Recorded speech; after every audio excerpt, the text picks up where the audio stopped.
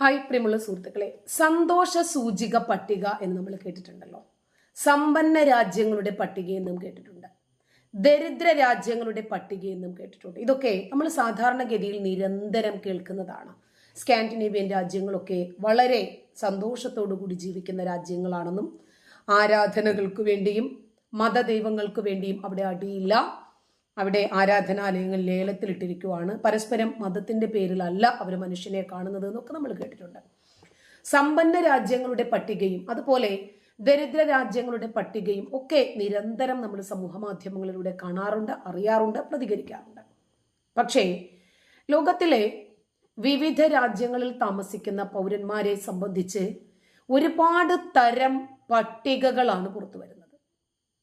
ആ രൂപത്തിലുള്ള ഒരു ലിസ്റ്റാണ് ഇപ്പോൾ സമൂഹ മാധ്യമങ്ങളെ പിടിച്ചുലയ്ക്കുന്നത്. ഗാലപ്പ് എന്ന വ്യക്തിയാണ് ഈ ലിസ്റ്റ് തയ്യാറാക്കിയിരിക്കുന്നത്. 2024 ഗ്ലോബൽ ഇമോഷൻസ് റിപ്പോർട്ട് അനുസരിച്ച് ലോകത്തിലെ ഏറ്റവും ക്ഷുഭിത രാജ്യങ്ങളുടെ പട്ടികയിൽ ലെബനനാണ് 1ാം സ്ഥാനത്ത്. ജനസംഖ്യയുടെ 49% പേർ മുൻകോപക്കാരാണ് എന്നാണ് റിപ്പോർട്ട്. രാജ്യത്ത് നിലനിൽക്കുന്ന രാഷ്ട്രീയ, സാമ്പത്തിക, സാമൂഹിക പ്രതിസന്ധികളുടെ ഗൗരവമാണ് ഈ കണക്ക് കാണിക്കുന്നത്. നിലവിൽ ലെബനൻ ഇസ്രായേലുമായി നടന്നുകൊണ്ടിരിക്കുന്ന യുദ്ധത്തിൽ ഏർപ്പെട്ടിരിക്കുകയാണ്. അതുകൊണ്ട് അവിടെയുള്ള ജനങ്ങൾ നിരാശരുമാണ്. ഈ കാലയളവിൽ ഏകദേശം 3000-ഓളം ആളുകൾ ഇസ്രായേലി ആക്രമണങ്ങളിൽ മരണപ്പെട്ടിട്ടുണ്ട്. അത് കാരണം രാജ്യത്ത് വിനാശകരമായ സാമ്പത്തിക സ്ഥിതി പൊതുജനങ്ങൾക്കിടയിൽ വ്യാപകമായ അതൃപ്തിയാണ് ഉണ്ടാക്കിയിരിക്കുന്നത്. വർഗീയ ചേരിതിരിവുകളും സംഘർഷങ്ങളും സമൂഹത്തെ കൂടുതൽ അസ്ഥിരപ്പെടുത്തി. 48% തുർക്കി 2ാം സ്ഥാനത്തുണ്ട്. കഴിഞ്ഞ വർഷമുണ്ടായ ഭൂകമ്പവും സാമ്പത്തിക പ്രതിസന്ധിയും കാരണം ഇതുവരെ കരകയറാൻ കഴിയാത്ത തുർക്കി സ്ഥാനമുറപ്പിച്ചു. അർമേനിയയാണ് ക്ഷോഭത്തിൽ 3ാം സ്ഥാനത്ത്. സമീപകാലത്തെ നാഗോർണോ കറാബാക്ക് സംഘർഷം, ആ പ്രാദേശിക അസ്ഥിരത, ആ രാജ്യത്തുണ്ടായ നാശനഷ്ടങ്ങൾ, ഇതൊക്കെ ഇതിന് കാരണമായി വരുന്നുണ്ട്. ഇതിന് പുറമെ ഇറാഖ്, അഫ്ഗാനിസ്ഥാൻ, ജോർദാൻ, മാലി, സിയറ ലിയോൺ, ഈ രാജ്യങ്ങളൊക്കെ അടുത്തടുത്തായിട്ട് ഇടം പിടിച്ചിട്ടുണ്ട് 4, 5, 6 എന്നുള്ള സ്ഥാനങ്ങളിൽ.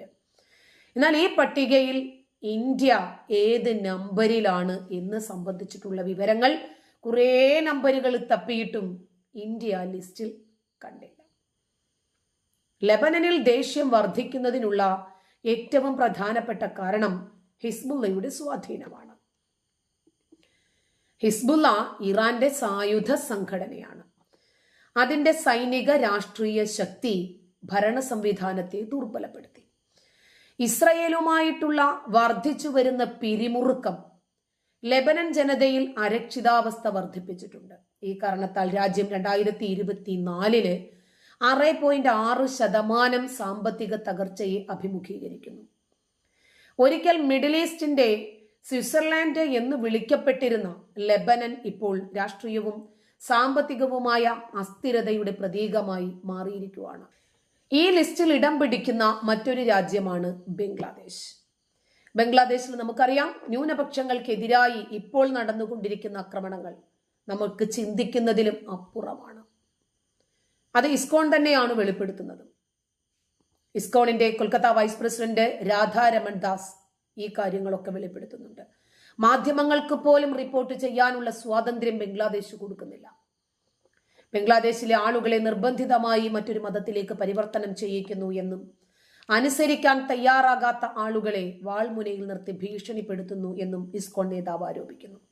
ഇത് ഭയാനകമായ സാഹചര്യമാണെന്നും ബംഗ്ലാദേശിൽ നിലവിൽ അധികാരത്തിലുള്ള മതമൗലികവാദികൾ ജനങ്ങളെ തെറ്റിദ്ധരിപ്പിക്കുകയാണെന്നും അദ്ദേഹം കുറ്റപ്പെടുത്തി.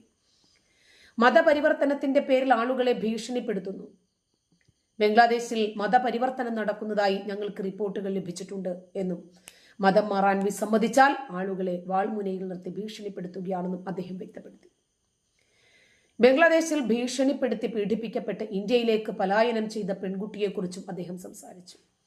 ഇന്ത്യയിലേക്ക് രക്ഷപ്പെടാൻ നദി മുറിച്ച് കടന്ന ഒരു പെൺകുട്ടിയെക്കുറിച്ചിട്ടുള്ള വാർത്തകൾ പുറത്തു വന്നിട്ടുണ്ട്. അവളും അവളുടെ കുടുംബവും ഭീഷണിപ്പെടുത്തി അവൾക്ക് പൗരത്വം നൽകാനും അവളുടെ കുടുംബത്തിനും സുരക്ഷ നൽകാനും ഇസ്കോൺ ഇന്ത്യൻ സർക്കാരിനോട് ആവശ്യപ്പെടുമെന്ന് അദ്ദേഹം പറഞ്ഞു. രാജ്യദ്രോഹ കുറ്റം ചുമത്തി അറസ്റ്റിലായ ഹിന്ദു സന്യാസി ചിന്മയ് കൃഷ്ണദാസ് പ്രഭുവിന്റെ കോടതി വിചാരണ നിർത്തിവെച്ചതിന് ബംഗ്ലാദേശ് സർക്കാരിനെയും ഇസ്കോൺ വൈസ് പ്രസിഡന്റ് വിമർശിച്ചു. കോടതി വിചാരണ അന്യായമായി വൈകുകയാണെന്നും അഭിഭാഷകന് ലഭിക്കണം നീതി, ബംഗ്ലാദേശ് സർക്കാർ ആ നീതി ഉറപ്പാക്കണമെന്നും ഒരു അഭിഭാഷകനെ കൃഷ്ണദാസിന് വെച്ചു കൊടുക്കണമെന്നും ആ രൂപത്തിൽ ഒരു നീതിയുക്തമായിട്ടുള്ള ഒരു സമീപനം ബംഗ്ലാദേശ് സർക്കാരിന്റെ ഭാഗത്തു നിന്നും ഉണ്ടാകുമെന്ന് ഞങ്ങൾ പ്രതീക്ഷിക്കുന്നു എന്നുമാണ് ബംഗ്ലാദേശ് സർക്കാരിനോട് ഇസ്കോൺ നേതാവ് ആവശ്യപ്പെട്ടിരിക്കുന്നത്. ചിന്മയ് കൃഷ്ണദാസിനെ ഉടൻ തന്നെ മോചിപ്പിക്കണമെന്നും അദ്ദേഹം കൂട്ടിച്ചേർത്തിട്ടുണ്ട്. ലെബനന്റെ ഒരു ക്ഷോഭവും ഒരു പ്രക്ഷുബ്ധാവസ്ഥയും ഇന്ത്യക്ക് ഒരു ചലനം പോലും സൃഷ്ടിക്കാൻ സാധിക്കില്ല ഇന്ത്യയിൽ. കാരണം ലെബനൻ ആസ്ഥാനമായി പ്രവർത്തിക്കുന്ന ഹിസ്ബുത്ത് തഹ്രീർ എന്ന സംഘടന ഇന്ത്യയിൽ നിരോധിച്ചു. ലെബനന്റെ കോപം ഇന്ത്യയൊന്ന് കാണട്ടെ, ലെബനന്റെ മുൻകോപം ഇന്ത്യയോടൊന്ന് എടുക്കട്ടെ. 1953 ജെറുസലേമിൽ രൂപീകരിച്ച അന്താരാഷ്ട്ര ഇസ്ലാമിക സംഘടനയാണ് ഹിസ്ബുത്ത് തഹ്രീർ. നിയമവിരുദ്ധ പ്രവർത്തന നിരോധന നിയമത്തിലെ, അതായത് UAPA 1-ാം ഷെഡ്യൂളിലാണ് ഈ സംഘടനയെ ഉൾപ്പെടുത്തിയത്. ഭീകരതയോട് ഒട്ടും സഹിഷ്ണുതയില്ലാത്ത പ്രധാനമന്ത്രി നരേന്ദ്രമോദിയോട് അദ്ദേഹത്തിന്റെ നയം അത് പിന്തുടർന്ന് ആഭ്യന്തര മന്ത്രാലയം ഹിസ്ബുത്ത് തഹ്രീർ എന്ന സംഘടനയെ ഒരു തീവ്രവാദ സംഘടനയായി പ്രഖ്യാപിക്കുന്നു. അമിത്ഷാ ആണ് അത് അറിയിക്കുന്നത്.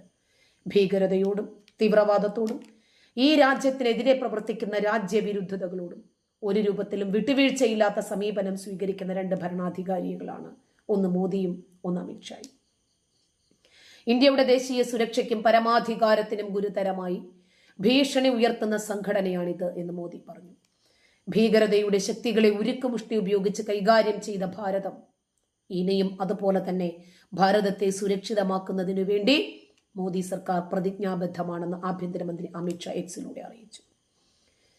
ഇന്ത്യയുടെ ദേശീയ സുരക്ഷയ്ക്കും പരമാധികാരത്തിനും ഗുരുതരമായ ഭീഷണി ഉയർത്തുന്ന ഭീകര സംഘടനകളിൽ ചേരുന്നതിനും തീവ്രവാദ പ്രവർത്തനങ്ങൾക്ക് ഫണ്ട് സ്വരൂപിക്കുന്നതും ഉൾപ്പെടെയുള്ള വിവിധ ഭീകര പ്രവർത്തനങ്ങളിൽ ഈ സംഘടന ഉൾപ്പെടുന്നതായും അമിത്ഷാ പറഞ്ഞു. ഇങ്ങനെ ലെബനൻ ആസ്ഥാനമായി പ്രവർത്തിക്കുന്ന ഹിസ്ബുത്ത് തഹ്രീർ ലോകവ്യാപകമായി എല്ലാ രാജ്യങ്ങളിലും ബ്രാഞ്ചുകൾ ഉണ്ടാക്കുമ്പോൾ പെട്ടെന്ന് ക്ഷുഭിതരാകുന്ന, അക്രമവാസന രംഗത്തെടുക്കുന്ന, ആരോടും യുദ്ധം ചെയ്യാൻ സന്നദ്ധരായി നിൽക്കുന്ന ലെബനന്റെ സംഘടന ഈ രാജ്യത്തു വേണ്ട എന്ന് പ്രഖ്യാപിച്ച നരേന്ദ്രമോദി എന്ന ഭരണാധികാരിയോടാണ് നമ്മൾ ഈ സന്ദർഭത്തിൽ നന്ദി പറയേണ്ടത്.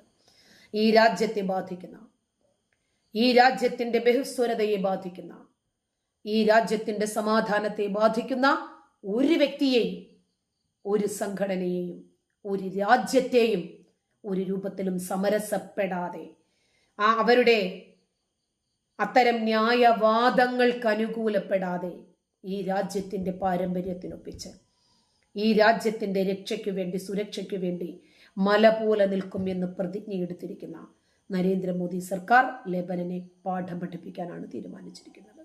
നന്ദി.